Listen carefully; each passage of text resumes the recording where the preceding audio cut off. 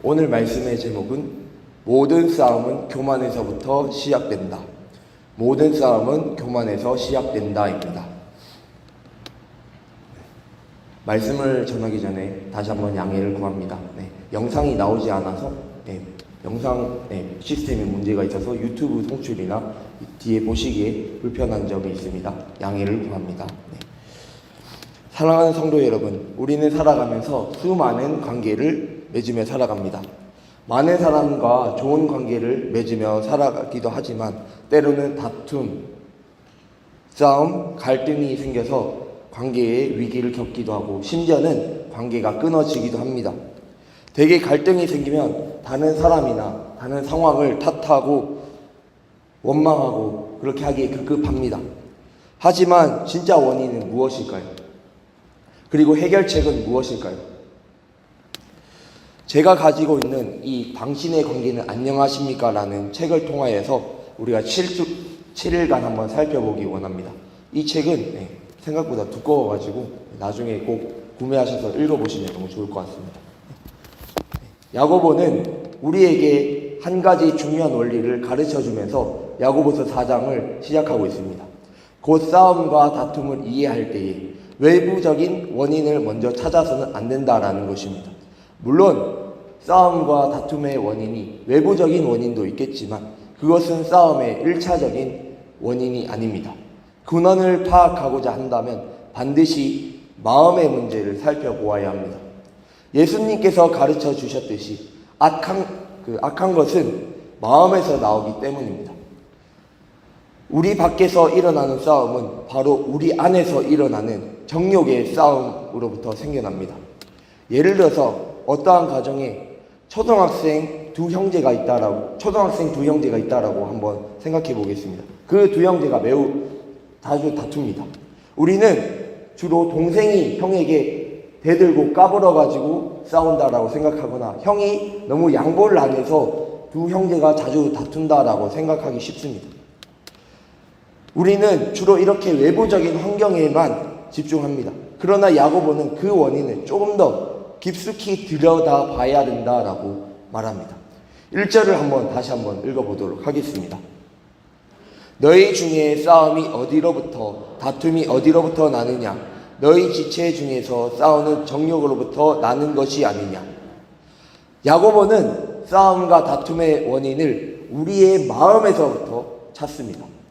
1절에 정욕으로 번역된 헬라어 헤도네는 쾌락에 대한 욕망을 뜻하는 말입니다. 즉 우리의 생각 속 매우 다양하고 비열한 욕망을 떠올리게 합니다. 야고보는 싸움과 다툼이 우리의 욕망이나 갈망에서부터 비롯된다라고 말하고 있습니다. 근본적으로 우리가 무엇인가를 간절히 원해서 서로 싸운다라는 것입니다. 아까 말씀드렸던 그 예화 속에서도 그 형제가 예를 들어서 장난감 하나를 가지고 싸운다면 그 장난감을 조금 더 가지고 놀기 위해서 하나밖에 없는 장난감을 가지고 놀기 위해서 그 욕구 때문에 싸운다라는 것입니다. 싸움과 다툼이 욕망으로부터 온다는 사실을 인정하게 되면 우리의 제약된 싸움의 궁극적인 원인은 주변 환경이 아니라 우리 자신과 연결됩니다. 우리는 직접적인 원인 제공자로서 우리는 다른 어떠한 대상이 아니라 우리에게서 원인을 찾아야만 합니다.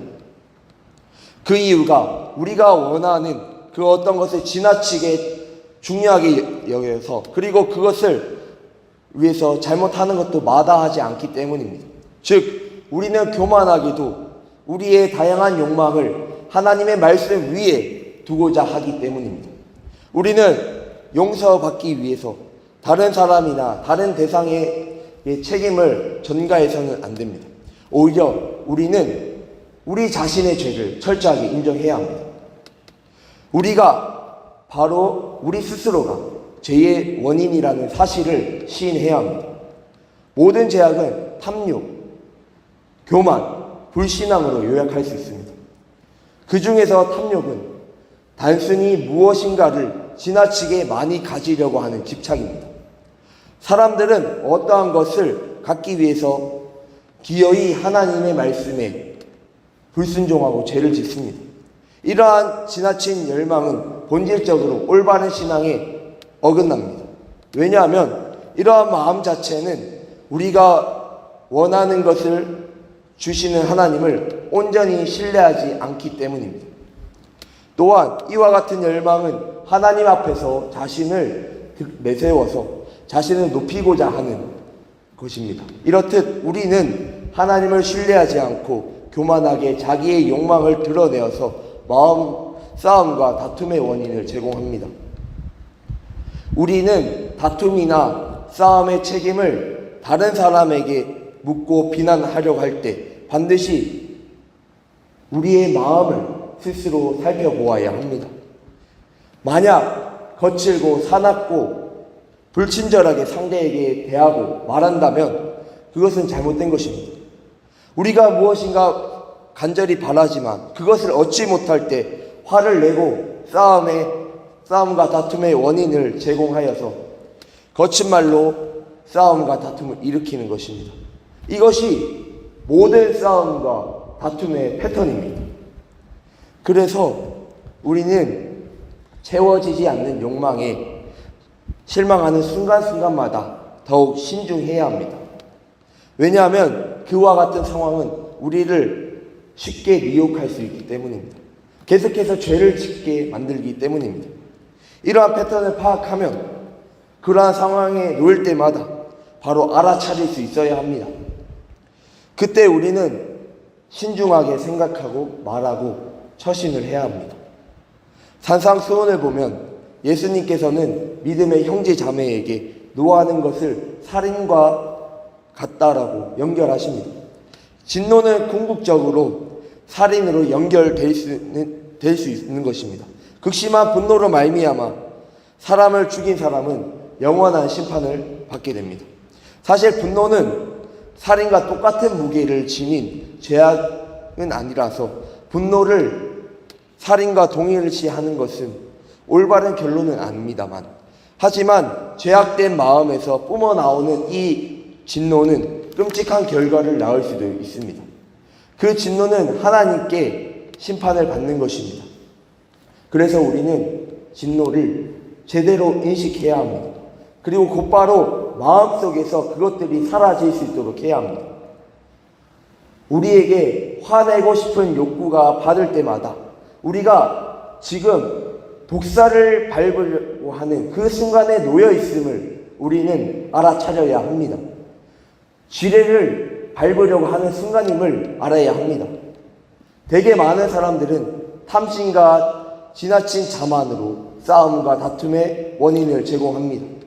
그러나 원인 제공자인 그들은 다른 사람들에게 책임을 돌립니다. 그들은 좀처럼 자신의 잘못을 인정하지 않습니다. 오히려 그릇된 말과 행위를 가져온 상황이나 대상을 비난합니다. 사랑하는 우리 성도님들, 우리 역시 이런 말을 많이 듣기도 하고 많이 하지 않습니까? 그래요, 제가 많이 화가 났습니다. 하지만 그 사람이 먼저 저를 화나게 했습니다 라고 하거나, 또는 그 사람이 저를 죄악에 빠지도록 만들었습니다 라고 말입니다. 맞습니다. 정말로 어떤 사람이 정말로 나를 화나게 만들 수 있습니다. 그렇게 몰아갔을 것입니다. 그러나 우리가 죄를 지었을 때는 자기 바깥의 상황을 관심 기울이기보다는 오히려 내 안에 있는 교만과 탐욕을 시인해야 합니다. 해가 떠올라서 열기를 뿜어낸다면 거름더미는 더 고약한 냄새를 풍길 것입니다. 원인이 무엇입니까? 떠오른 해도 한 가지 원인이 될 수는 있습니다. 그러나 실질적인 결과를 끌어내는 원인은 아니지 않습니까? 단지 고약한 냄새가 더 많이 나도록 해주는 그런 환경을 만들어줄 뿐입니다. 여기서 더 고약한 냄새를 풍기는 실질적인 원인은 거름더미입니다.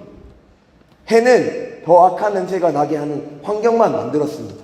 따라서 그 냄새와 관련하여서 해에게 책임을 물을 수는 없습니다. 그 고약한 냄새는 바로 거름더미 안에 있습니다. 그러므로 거름더미에게 책임이 있는 거죠.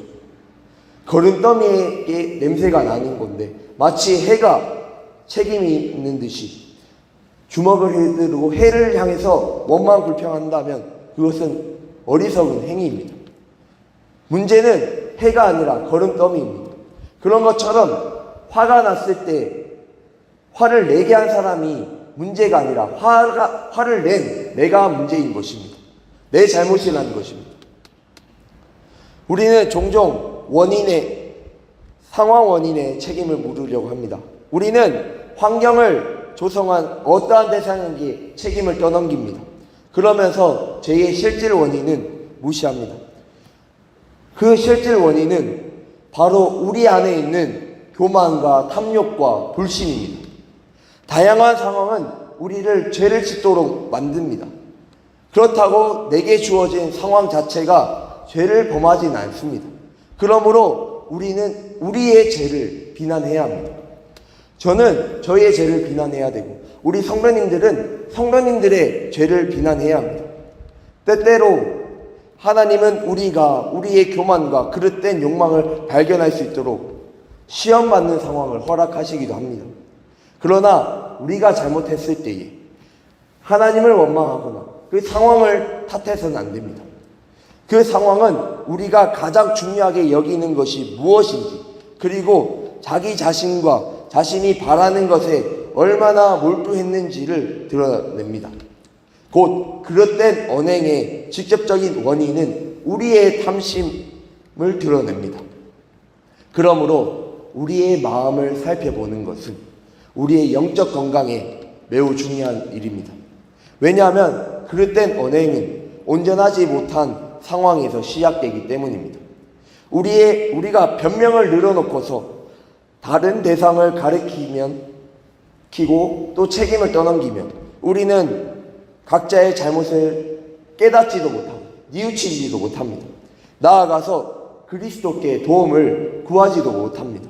그러므로 우리는 시험하는 다양한 상황에서 실수할 때마다 우리는 마음을 드러내어 하나님께 은혜를 베풀어 주시기를 간청해야 됩니다. 그러면 성령님께서는 우리가 그리스도의 형상을 더욱더 닮아갈 수 있도록 우리를 변화시키실 것입니다. 우리의 그릇된 언행이 우리의 사악한 마음에서 비롯된 사실을 인정하십시오.